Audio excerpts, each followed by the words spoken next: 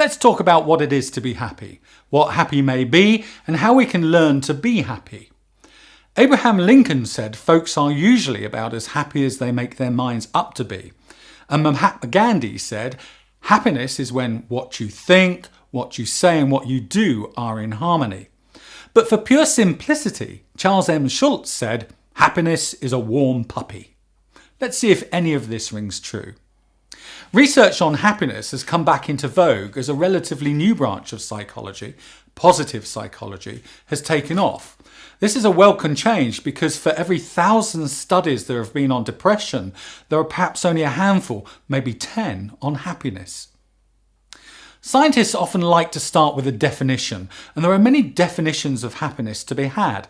Some people say it is to be contented or to be fulfilled in what we do as humans. Some others say that it is to have a peace of mind or to be without distress, whilst others say it's to do with having lots of satisfaction. But satisfaction of what? Whatever the exact definition of happiness is, it's a very subjective thing. In other words, we'll probably never get a universal definition of happiness. Instead, it will remain a personal judgment about our lives and our general satisfaction with things.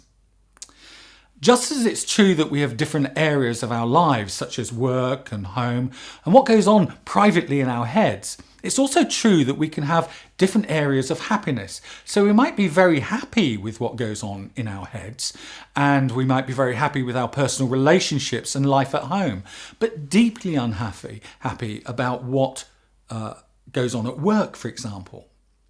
And it's also true that our happiness might fluctuate according to our circumstances. For example, winning the lottery or getting a pay rise at work will certainly make us more happy than losing our job or having some terrible accident that puts us in hospital for 6 months. Well, maybe now is a good time to dispel some of the myths about happiness that have been floating around for many years. For example, it's a myth that people are less happy than they used to be. In fact, not only is happiness pretty much the same as it always has been, it's also a myth that we are in more danger today than we ever have been. For example, Professor Steven Pinker from Harvard University has shown that we live in happier and more stable times than at any other point in our history. And yet we perceive it to be an unhappy, troubled world. And perhaps one reason is that the media, for the most part, only seem to report bad news. It's also said that young people in the prime of their lives are happier than older people. And here's a doozy, men overall are much happier than women. Oliver James' book, Affluenza, pretty much did for the myth that being rich increased happiness. He interviewed many millionaires around the globe, only to discover that they were unhappy all of the time, even depressed, and forever obsessing about the security of their wealth. So despite all of this, can we really learn to be happy? And does happiness matter anyway? Well, it seems that happiness does matter. All of the research suggests that happy people have stronger immune systems, so are healthier and lead longer lives than unhappy people. For example, Barak in 2006 showed that there was a reduction in the stress hormone cortisol in people who were exposed to pleasant pictures and pleasant smells. In addition, happy people bounce back from the daily hassles and setbacks that life throws up. And other research also indicates that happy people have better relationships, a wider circle of friends, and do better at work. And what's really interesting is that happier people make better decisions in their life. They tend to be more creative and have a more optimistic outlook on life, which means they look for the positive things in their lives, including looking for positive opportunities that will help them and their loved ones progress in life and lead a more comfortable, healthy life. Whereas research shows that unhappy people use a lot of their energy in being pessimistic and vigilant against perhaps anything that might harm them in their life, and consequently they are less healthy and quite often exhausted by this continual worry about their lives. Being materialistic is not good for maintaining high states of happiness either.